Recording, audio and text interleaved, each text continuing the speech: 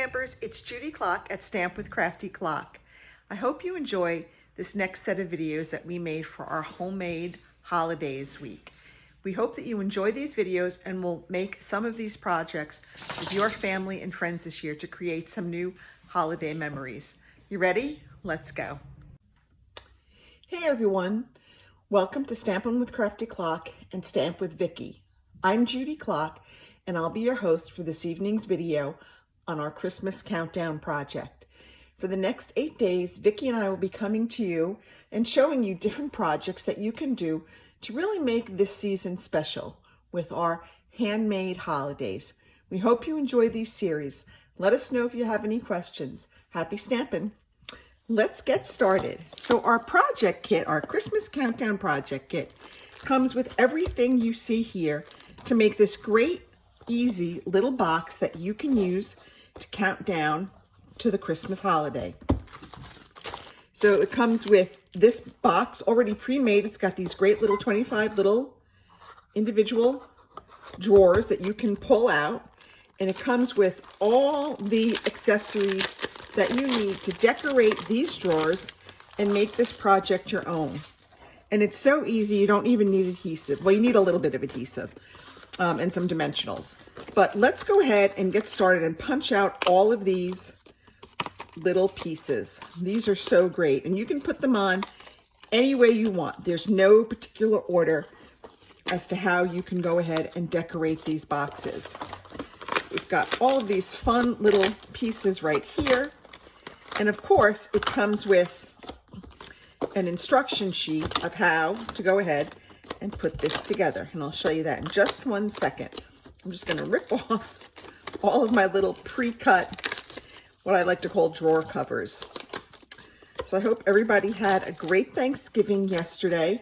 And you know, when you shop with Vicki and I, you're not only getting great quality crafting supplies from Stampin' Up, but you are supporting a small business. And we really appreciate your support. Okay, so this is what the kit looks like. It's all ready to go. And basically you can use the boxes as they show you here with these little accessories, or you can go ahead and do your own thing. So, are you ready? Let's go ahead, and then it tells you over here, I think, step by step. I know. It tells you what your kit includes and what else you need, okay? Let's get started. So I am just going to go ahead and take some of my red ones, and I'm going to accessorize some of my little drawer covers. I'm going to put that there. And what I like to do is I like to kind of lay it out as to how I'm going to go. So I'm going to maybe put that one there. I'm going to come in next with maybe, I don't know, maybe one of these and put a wreath on there. Okay, so I got to get all these little things out. All right, put that there. Now maybe we'll come through with a green one. What am I going to do with this green one? Maybe I'll put one of these. Isn't this fun? And it goes, like I said, it goes together so quickly that you're not even going to believe how quickly it's going to go together. Maybe I'll put one of those there. Okay. Some of them won't need much of anything. Some of them will need just a little something. Put that in there. And then what we're going to do as we go along, and maybe, I don't think I have the wood one yet, so maybe we'll put this one here. And maybe we'll put, I don't know, maybe one of these gold banners on there. Then I'm going to take, once I have my row laid out, and I'm going to lay it out across and down because I don't want to have boxes that are the same everywhere. So I'm going to probably go, maybe, let's see, maybe the next time we'll do this one And then maybe we'll do that one, and then maybe a brown one. And finally, maybe another green one. And then you decide what you want to do, but this is how I like to go ahead and do it. So like to make sure that I'm not going to put the same one in any row or any column. And we just like to change it up just a bit. Put that one there. Maybe we'll go with red here next. And then you can really, I mean, there's no right or wrong way to do it.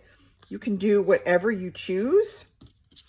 I just like to go ahead and have some fun with it and just figure out what I want to do. And maybe we'll put this whole green one there, even though we sort of have green in that row. There's not a lot. Okay. Put that there. Put that there. I'm kind of running out of ones here. Let's see. Maybe we'll put that one there. And maybe we'll put that one there. Yikes. That there. Maybe I will put, I don't know, that one here. Maybe we'll put, oh my goodness, so many decisions. I don't know what I'm doing. Put that one there, maybe? Okay. What do you think? Do you like that layout? So once we have that done, and we've got our thing all laid out, then we go ahead and we just continue to adorn some of these. Okay. Putting some snowflakes on the ones with the gold snowflakes. And this is the really easy part. It's just getting this all decorated. And like I said, these little stickers are adhesive, so you don't necessarily have to worry about what you're putting on them because they are already ready to go. We'll put the gold one up there. We'll put, I think we'll put a gold one on here. We'll put that there. And then when you've got them all done, you want to come through with some Stampin' Dimensionals. And we're going to put on our number 1. And I like to put these on with the dimensionals. So I'm going to go here and I'm just going to pop that right on there. Let me get a little bit of snail. I should have had this already, but of course, my daughter borrowed my snail and I don't know where she put it when she brought it back down. So let me just go ahead and get some adhesive, and we're just going to go ahead and pop this right on the box, just like that. And you're going to continue doing that for all of the boxes. And you're going to go down and across and fill them all in. And when you're all done, I want to show you what it's going to look like when it's all done. But you got to bear with me because I've got something a little bit different here. Because that side is clearly for Christmas. But you can also change it up and alter it so that when you're done, on the back side, on the one side, you have the Christmas one. And on the back side, you can make it a countdown for another holiday or for birthdays. I've kind of done this one, not really festive for another holiday, kind of muted colors. So I'm going to use this as like a birthday countdown box where I can go ahead and I can take my little, either you can put in little gifts or little slips of paper. This year for Christmas, we're going to put, my family and I are going to put in little notes every day, and it's going to be something different to do. One day might be bake cookies. One day might be watch a Christmas movie. One day might be, I I don't know, write letters to your friends and go mail them. So we're going to have little tasks in there that we can do to make some memories as a family. But I wanted to show you the Christmas one. I kind of messed up I didn't mess it up. I kind of changed how my boxes are numbered. So let me go ahead and flip these around and put these so you can see how it looks for Christmas.